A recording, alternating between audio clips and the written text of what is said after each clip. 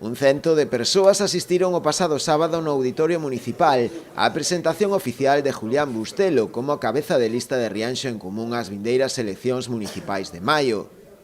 Bustelo repetirá por terceira vez consecutiva como candidato á alcaldía rianxeira, co convencemento da necesidade, máis que nunca, dun cambio á fronte do goberno local.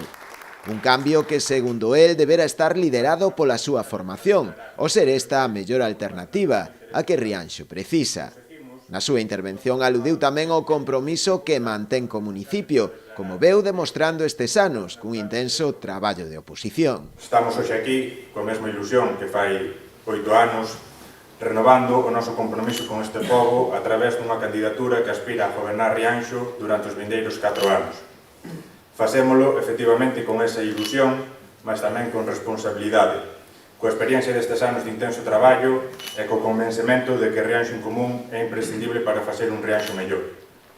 Estamos na recta final dunha legislatura especialmente singular por diversos motivos, pero fundamentalmente porque cando aínda non se cumplira dela o primeiro ano, a pandemia do coronavirus puxo patas arriba as nosas vidas e truncou a de moitos veciños e veciñas. Cumprimos co papel que a veciñanza de Rianxo nos asinou, fiscalizar dende a oposición a acción do goberno municipal.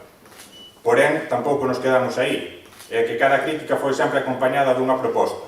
Tanto é así que, de novo, Rianxo en Común foi o grupo municipal que máis propostas en forma de moción elevou ao pleno.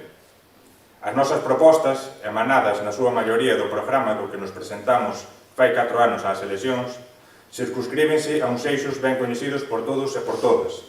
Propostas que, en última instancia, teñen como objetivo mellorar as condicións materiais de vida dos veciños e veciñas de Rianxo, facer deste un municipio no que poder vivir e do que poder vivir, un municipio cunhas aldeas e cunha vila vivas e dinámicas, cun servizos públicos de calidade e no que a participación cidadá sexa un motor fundamental da acción do goberno.